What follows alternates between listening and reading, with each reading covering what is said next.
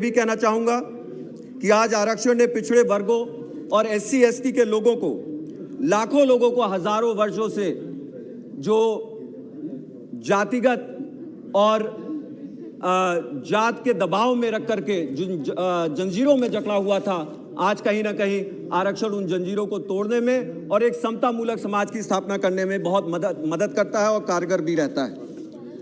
लेकिन हम ये देख रहे हैं कि आधुनिक अर्थव्यवस्था में आरक्षण का महत्व भी घटता चला जा रहा है। मान्यवर, अगर आप देखेंगे, जहां एक तरफ ये कहा जाता है कि आर्थिक रूप से पिछड़े वर्गों को, सामाजिक रूप से पिछड़े वर्गों को नौकरियों में आरक्षण दे करके एक समतामूलक समाज की स्थापना की जाए, वहीं दूसरी तरफ हमें ये देखने को मिलता है कि जितनी भी सरकारी नौकरियां हैं उनको कम कर दिया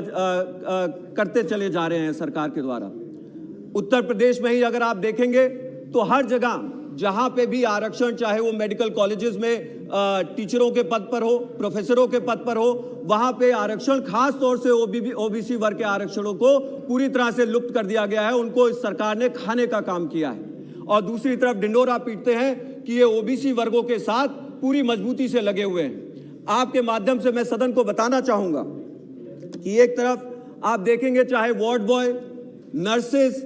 जो कि अभी कोरोना काल में जिन्होंने ज्यादा से ज्यादा काम किया और जान जोखिम में डालने का काम किया, उनकी भी नौकरियां सरकारी नौकरियों से हटा करके सीधे सीधे संविदा पे देने का काम किया गया है, जो कि निजीकरण के तहत होता है।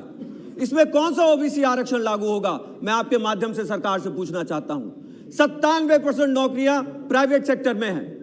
3% नौकरियां सरकार के पास हैं। इन 30% नौकरियों को भी आप घटा करके सीधे सीधे निजीकरण करके उनको आप संविदा पे देने का काम कर रहे हैं और ढिंढोरा पीट करके संविधान में संशोधन ला करके आप जनता को एक बार पुनः गुमराह करने का काम कर रहे हो। ये प्रयास कर रहे हैं कि जनता फिर से आपके झांसे में आ जाए और चाहे उत्तर प्रदेश का चुनाव हो या किसी और प्रदेश प्रांत में चुनाव हो रहा हो, वहां पे आप फिर से इनको कंफ्यूजन में ला करके इनके वोट को लेने का प्रयास करने का काम करते हैं। लेकिन मान्यवर, आपके माध्यम से मैं इस देश को जरूर बताना चाहूंगा कि सिर्फ और सिर्फ ये सरकार सिर्फ गुमराह करने का काम करती है। ये किसी भी वर्ग के साथ और किसी भी समाज में समतामूलक समाज की स्थापना करने के पक्षधर ये बिल्कुल भी नहीं है। ये अगर चाहते हैं तो सिर्फ और सिर्फ विभाजन की राजनीति करना चाहते हैं मान्यवर, और ये अत्यंत ही दुखदायक है और बहुत ही चिंताजनक है। मैं यहां पे ये भी कहना चाहूंगा कि एक तरफ ये कहते हैं कि इन्होंने आर्थिक रूप से पिछड़े श्रवण समाज के लोगों को भी आरक्षण देने का काम किया है। मैं पूछना चाहता हूं कि आप एक तरफ ये ढिंढोरा तो जरूर पीट देते हैं, लेकिन आरक्षण को लेकर के जहां पे नौकरियां कम हो रही हैं, वहां पे जिन लोगों को नौकरियां मिलनी चाहिए, जब वहां पे नौकरियां कम होती चली जाएंगी तो इन लोगों को आरक्षण कहां से मिलेगा। सिर्फ ये एक दिखावा होता है, एक छलावा होता है, ताकि कहीं ना कहीं लोगों के सामने एक झुंझुना बजा करके उनका वोट लेने का काम किया जाए। मैं यहां पे ये भी कहना चाहूंगा कि इसी के साथ साथ बैठे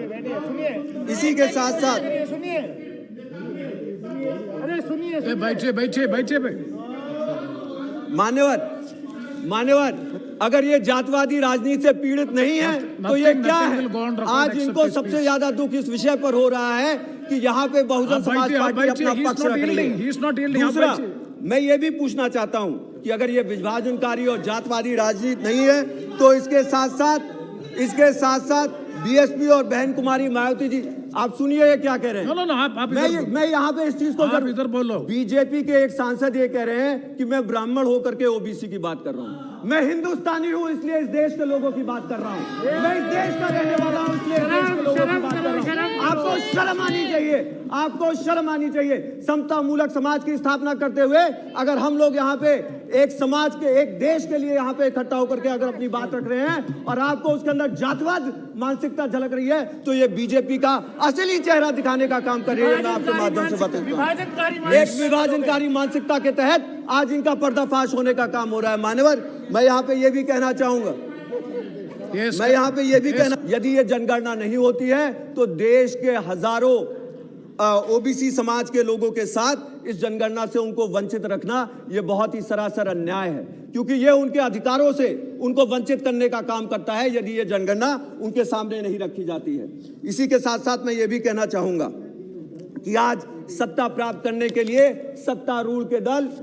यहाँ पे निरंतर जातवादी मानसिकता के तहत साम दाम दंड भेद का इस्तेमाल करते हैं और इसमें कोई शर्म नहीं करते, चाहे वो धर्म के नाम पर नफरत फैलाना हो या फिर आरक्षण को लेकर के वोटों की सौदेबाजी करना हो, जैसा कि हमने देखा कि एक भ्रम फैला करके, चाहे वो श्रमण समाज, चाहे ओबीसी समाज, इन सभी लोगों को झुंझुना दे करके और पर्दे के पीछे नौकरियों का सफाया करके ये सरकार उनको सिर्फ और सिर्फ छल और अंधकार में डालने का काम करती है। मैं अंत में यही कहना चाहूंगा मान्यवर कि यहाँ पे ये भी याद करना चाहिए और खास तौर से ओबीसी समाज के लोगों को कि मान्यवर काशीराम साहब जी ने इसी दिल्ली राजधानी के अंदर जंतर मंतर में सन 1990 के दशक में जब ये वीपी सिंह की सरकार थी और मंडल कमीशन की रिपोर्ट लागू करने के लिए धरना देने का काम किया था और उसी के साथ साथ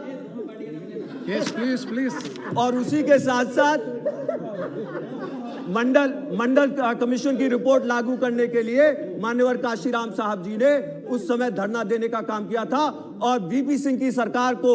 ये हिदायत दी थी कि यदि उनको अपनी सरकार बचानी है तो उन्हें मंडल कमीशन की रिपोर्ट लागू करनी होगी और जिसके फलस्वरूप आज उनको आरक्षण मिलने का काम हो रहा है। यह बहुजन समाज पार्टी की प्रतिबद्धता है कि एक समतामूलक समाज की स्थापना हो और इसके लिए पूरी ताकत से बहुजन समाज पार्टी निरंतर लगती रहेगी।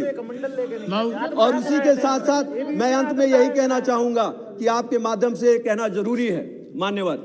कि जातवाद के अंधकार से उभरने के लिए सीट से बोलो जातवाद के अंधकार से उभरने के लिए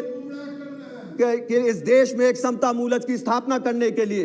हम लोगों को यह बहुत जरूरी है कि हम समान अवसर हर वर्गों को देने का काम करें और उसके लिए मान्यवर हमें विभाजनकारी राजनीति नहीं करना है, हमें लोगों की नौकरियों के साथ छल कपट नहीं करना है, लेकिन समाज को अग्रसर बनाने के लिए, एक समता मूलक समाज की स्थापना करने के लिए सर्वजन हिताय सर्वजन नारे के तहत जिसपे बहन कुमारी मायावती जी चलने का काम करती हैं, उस पर इस पार्टी को भी चलने का काम करना होगा और तभी एक समाज की स्थापना हो पाएगी जिसमें सभी लोगों को बराबरी मिलेगा, सभी लोगों को समान अवसर मिलेंगे और इस देश का उत्थान होगा। आपने मुझे बोलने का मौका दिया, मैं इसके लिए आपका आभारी हूं। जय भीम, जय भारत, जय हिंद। धन्यवाद। श्री